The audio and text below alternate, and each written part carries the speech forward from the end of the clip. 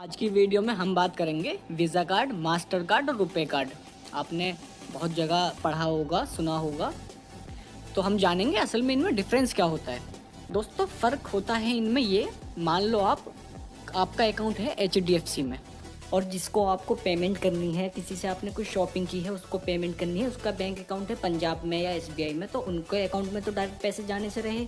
तो हमें पहले क्या करना होता था, ATM जाते थे, कैश विड्रॉ करते थे, फिर शॉपिंग करते थे, फिर जिसको पेमेंट करनी होती थी उसको पेमेंट करते थे, या बैंक जाके बैंक से ट्रांसफ़र करते थे डायरेक्ट उनके अकाउंट में। तो ये बहुत लंबा प्रोसेस हुआ करता था।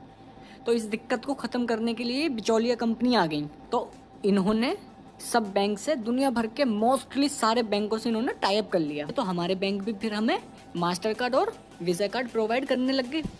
बैंक से हमारी डिटेल्स ले ली, सारी डिटेल्स, और हम जैसे अब शॉपिंग करते हैं, अब चाहे वो ऑनलाइन हो, ऑफलाइन हो या किसी भी प्लेटफॉर्म पे हो, तो हम पैसे ट्रांसफ़र फ़ौरन कर देते हैं। तो ये यही काम करती हैं।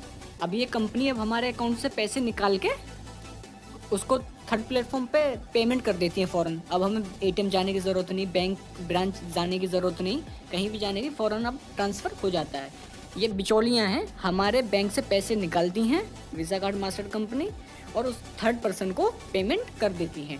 बीच में ये हमसे भी चार्ज काटती हैं और बैंक से भी चार्ज काटती हैं। ये इनका काम है और ये दुनिया भर में हर कहीं अवेलेबल है कंपनी ये वाली। और ये सिर्फ डेबिट कार्ड नहीं बल्कि क्रेडिट कार्ड, प्रीपेड कार्ड, ये मोस्टली कैटेगरी के कार्ड प्रोवाइड करती हैं। तो हमारी कंट्री ने क्या किया, हमारी सारी बैंक डिटेल्स बाहर ना जाएं और देश का पैसा भी बाहर ना जाए, क्योंकि चार्ज काटती हैं बैंक से भी, हमसे भी, तो बाहर की कंपनी है ये, तो बाहर ना जाए। तो NPCI ने क्या किया, national payment corporation of India ने 2012 में अपना पेमेंट मेथड लॉन्च कर दिया, जिसको हम कहते हैं रुपए कार्ड। आपने बहुत सुना होगा रुपए कार्ड। और रुपए कार्ड का चार्जेस वीज़ा कार्ड और मास्टर कार्ड के मुकाबले बहुत कम रखा गया है।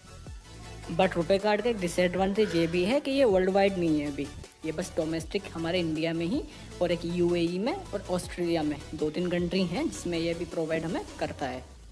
इसमें बताने का मकसद ये है कि दोस्तों आपका पेमेंट करने का ज़्यादा बाहर का रहता है, आउट ऑफ कंट्री या ऐसे प्लेटफॉर्म में जो बाहर की कंपनियां हैं जैसे नेटफ्लिक्स है, ये सारे हैं, तो आपको वीज़ा मास्टर कार्ड की रिक्वायरमेंट पड़ सकती है। लेकिन अगर आप बाहर का कहीं भी पेमेंट करने के लिए आपको ज़रूरत ही नहीं है, बस आप अपने ही देश में सारी पेमेंट्स करते हैं, अपने ही देश की वेबसाइट्स पे, शॉपिंग मॉल में, तो आपको वीज़ा और कार्ड, मास्टर कार्ड लेने की बिल्कुल भी आवश्यकता नहीं है। आप रुपए कार्ड लें, उससे आपके सारे नीड्स पूरी हो जाएंगी।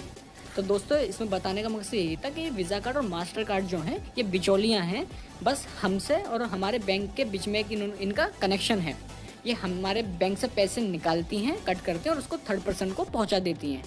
बस हमें कहीं जाने की ज़रूरत नहीं और इस चीज़ का ये चार्जेस काटती हैं।